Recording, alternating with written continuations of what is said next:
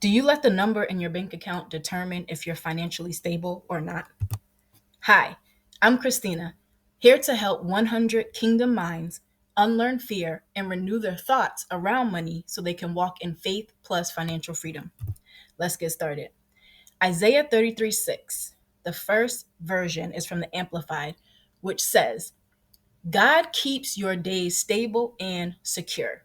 Salvation, wisdom, and knowledge in surplus. And best of all, Zion's treasure, fear of God. The message stated, and he will be the security and stability of your times, a treasure of salvation, wisdom, and knowledge. The fear of the Lord is your treasure. The fear of the Lord is your treasure. And within this treasure is a treasure in surplus of salvation, wisdom, and knowledge. You need this treasure of salvation, wisdom, and knowledge to overcome every worldly economic instability. When we look out into the world, especially in these times, we see a lot is happening in the economic realm. There's instability. There are people that are hurting financially, people going through. The government is in instability, trillions of dollars in debt. People are in trillions of dollars of debt. So there's a lot of worldly economic instability happening right now. And we need this treasure to overcome as kingdom citizens, because remember, we live in the earth realm with a body, but our citizenship is in the kingdom or of the kingdom of God. And spiritually or by the Spirit, we have access to this treasure to overcome any and every worldly economic instability.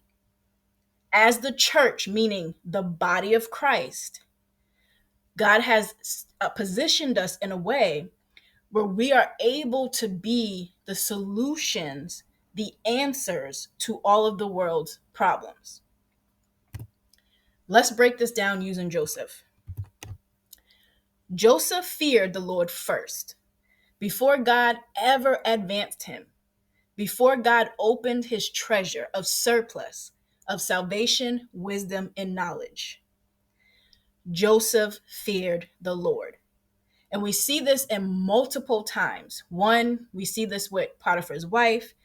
Two, we see it where when they were asking him about dream interpretations, what did he always say? The Lord first. And so this is the foundation. This is where we have to set our heart and our mind first. See, everybody chases advancement, influence, wealth, power. But in the Bible, God shows us that he automatically gives it to us. Why? Because it's part of the covenant blessing. So we're chasing after something that already belongs to us, simply because we don't understand how the kingdom operates. In the kingdom, fearing the Lord has to be first. It has to be the foundation. It has to be the posture of our heart. God is not going to hand us wealth, hand us influence, power, all of these things, and we're not set in the right foundation. If we're doing it his way, yes, there's people in the kingdom that do have wealth, they have power, influence, all of these things. But if you look at their fruit, their heart was never positioned in the right place. And sometimes those are things that they chase after. And so we have to be really careful that if we want to build wealth God's way, if we want to tap into his abundance, that we have to be careful that we follow the system, the principles of the kingdom that he has laid out to allow him to advance us. There's a big difference. Joseph chose to put God first in everything. He chose obedience when disobedience was an option. So when we talk about fear of the Lord, a lot of people may get it misconstrued. They may think that means that you are afraid of him. It's not, and it doesn't. It means simply that you choose obedience, you choose his voice when disobedience is an option. Joseph was put in a situation where disobedience was an option. He could have slept with Potiphar's wife. That was a choice available to him.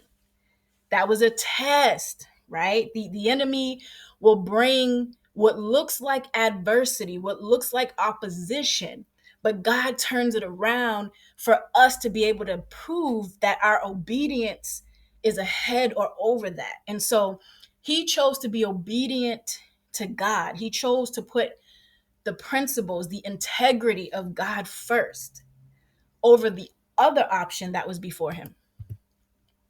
What does all of this mean? The foundation of his house, which is his heart, which is our heart, was built upon the rock. If we're looking at, right, New Testament with Christ, it was built upon the rock. We are to build the foundation of our house, our heart, upon Christ. And when your foundation is built upon the rock, everything that you build up from there will be secure and stable. It doesn't matter what the economy looks like. It doesn't matter what's happening in the world. If you build your foundation upon the rock, everything that you build up from there will always be secure and stable. If you think about a house and how it has a foundation at the bottom that's holding this house up, so everything the builders build from that foundation upwards all the way to the roof, if that foundation is good, it is stable no matter what weather comes about. Jesus talks about that in the New Testament as well. God knows that your heart is positioned to listen to his voice, and the assignments he gives you to build will not be in vain. And so God will advance you. He will increase you effortlessly. I mean, it is his heart to do so because you're his child and he is our father. And in his house is wealth, it's riches, it's abundance. That's his nature. Why would he stop and think for a second? Because a lot of times the Christian body will make it appear as if God wants you to be poor and live. They misconstrue the word humility to make that mean to be poor. They make it seem like Jesus was poor. Jesus was not poor. Jesus was able to produce from his spirit whatever he needed on site. That is not someone who is poor. He wasn't flaunting his wealth like the Pharisees were. So now we read the scriptures and we read it on a surface level, and where some people think, well, him and the disciples were poor. No. When Jesus sent them out and they came back, he asked them a question. Pull out your bag, your money, right? Pull out what you have. Did you go without? They didn't. They said, no, we didn't go without. They came back with money, right? So we got to get out of this thinking as the body because it's really hurting us. The economic instability in the world right now, we got people who, where the SNAP program was in danger. We have people where Medicare is in danger. Social Security is in danger. We are supposed to be the light. We are supposed to be the ones that is bringing forth the solution. We can't do that if we're not filled with wealth. God wants to bless us with wealth. It's his covenant with Abraham. But he's not going to do it on that level if our foundation is not built upon the rock. Period. Now, with our foundation being built upon the rock, he is able to trust you with his treasure. So when you tap into fearing the Lord, the treasure of that, he now will give you access to the treasure that will advance you. No matter how secure and stable the world is, no matter how insecure and unstable the world is, you always have access to this treasure that will advance you. And you have to keep that in mind, and you have to begin to understand that. He gave Joseph wisdom and knowledge to save many nations from worldly economic insecurity and instability. It was a time of famine. Look out into our world in this current hour. what is happening in our world. It may not be a famine, but there's a lot of other things happening that God wants to give us wisdom and knowledge to save the nations from their worldly economic insecurity and instability. He gave Joseph the solution, the answer to solve the world's economic problem in that time. See, we're crying. Some of us are Christians, right? And we were affected by whatever's happening in the world. Maybe it's the government shutdown, chaos, whatever. We're affected by that. But what we do is we respond to it like the rest of the world. When we do not lack a thing, our identity has to be shifted. See, we think because we're living in the world that we are like the world when it comes to what the world is experiencing, and we are not. We come from the kingdom. We are kingdom citizens. We are walking by faith and not by sight. We are talking to God through our spirit man. We are producing, or supposed to be producing, from the spirit solutions and answers to solve whatever's happening. Joseph went from the most hated brother to the governor of Egypt because he feared the Lord. Some of us are trying to elevate ourselves, right? When God said he will advance you. Yes, it's different than the way that the world does things, because God is more concerned with the inside of you than what you come with on the outside of you. He's more concerned on the inside, because when you get to these places of influence and power, when you get to those places, whatever's on the inside, wherever your heart is positioned, only thing it's going to do is magnify it. So if you have greed on the inside of your heart right now and you make $20 an hour, guess what? If you became a millionaire, that greed is going to magnify itself. And when that happens, it becomes a waste of resources, a waste of the call, the assignment that God has put on your life, because you're going to begin to do things that are outside of integrity. And this is what we have to begin to understand, right? So God is more concerned with what's happening on the inside and correcting that, adjusting that, pruning that, aligning that to his will and his word, teaching us how to be obedient. Because when we get to those levels, there are going to be things we need, and we're going to have to know how to produce them from his word, from his voice. And so, again, you're trying to advance, increase, get ahead in a world that's economically unstable, using what the world uses, their knowledge and wisdom. And it's not working, and it never will work. If I asked you right now, as a Christian, as someone who's a kingdom citizen, how do you become a millionaire? Most people would Google it, or give me a Google answer, or give me what they saw their coach doing, or give me something that does not relate to the way that God shows us how to advance to that place. And so we can't use what the world uses in their lack and their instability, their knowledge and wisdom. God calls it foolish. We can't use that to try to build something that is a part of the kingdom.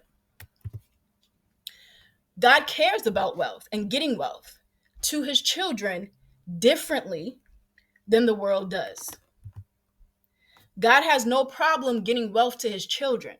As a matter of fact, it's a part of his covenant and his nature. It's who he is. Everything he's done in the word, he multiplies it. So, like, this thought that God wants us poor and this thought that God wants us struggling, we have to begin to dismantle that and stop allowing the enemy to lie to us. His biggest concern is the heart of his child, being positioned to fear him. Kingdom advancement done the Lord's way can only come by listening to his instruction and obeying his instruction. Very clear, Deuteronomy 28, the first half of that. If you listen to my voice, if you obey, you will have, and he lays it out. The entire word is made of these two things. If Adam and Eve listened and obeyed, they wouldn't have got kicked out, right? His entire way of advancing is listen to me and obey what I say, period. That's how you advance. That's how you increase. So We're looking at our bank accounts, we're looking at our paychecks, it's not adding up, it never will. But in order to advance from that, increase from that, you have to get to the secret place where you begin to seek him for his instructions, obey what he says, and walk out a life of integrity, holiness. The fear of the Lord is always heaven's blueprint for stability in shaky times. Let's get activated. The secret room test. To help build the habit of quick, quiet obedience when no one else is watching, so fearing the Lord becomes a lifestyle. Step 1, pick your secret place. Pick a place where no one is watching you, a place that's quiet, a place that you can talk to him, a place that you can go to on a consistent basis. And let this become your Potiphar's house, the place where your integrity and obedience can be pruned without an audience. Step 2, ask the right questions, right? Ask the question, Father, where am I being tested in private right now? Pause. Notice what comes up. Maybe it's a habit. Maybe it's an attitude. Maybe it's a small compromise. Don't argue with it. Just acknowledge it. Sometimes you can also see this if you keep going through the same type of problem. You can see it in that too, right? There are certain things that keep coming up for me in my life. And now when it comes up, it's like, okay, like I know, I'm aware, and I make the right choice or try to make the right choice to handle or respond to it. Step 3, identify the hidden choices. So write out a scenario that you're currently going through. Maybe it's a task that you cut corners on. Maybe it's a promise you've ignored. Maybe it's a temptation that you try to justify. Maybe it's something that you're doing that you know the Lord has been convicting you on, but you keep doing it because no one knows about it, right? These are the areas that we have to prune and we have to walk in a way of integrity in. This is the stuff that God's concerned about when it comes to wealth, right? You go in the supermarket and the cashier gives you back $10 more than they should. Do you go back in and give it to them?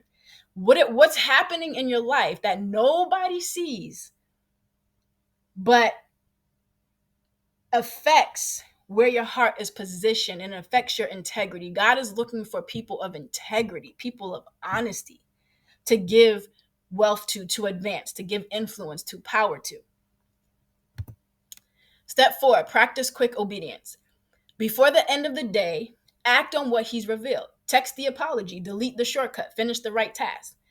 Don't announce it, just document it privately and let this be your fear the Lord rep, right? Keep doing this. Keep practicing this. This is not an overnight success. There are some things, some attitude adjustments, some things that I've been working on for 20 years, right? But if I look at where I was 20 years ago and I look at where I am today, totally different place. Totally different place. I handle it differently. I don't always remember, or sometimes I'm provoked and I just provoked off guard and like I just react, right? But totally different person. So this is something that becomes a lifestyle versus a quick fix. So think about it that way. Step 5, record the reward. Note the internal result versus being applauded or validated, right? Write down what it felt like, what it feels like, or what it felt like to be obedient. Integrity attracts God's instruction. He wants to know that he can trust you and that you can handle something, you can steward something well if he gives it to you. Let this be your faith declaration. I honor God when no one else is watching. My quiet obedience is building loud favor. What I guard in secret, he will grow in public. Always remember, a renewed mind is what creates new money. Go to SeedTimeWealth.com and get trained to unlock kingdom cash flow. Be blessed, everyone.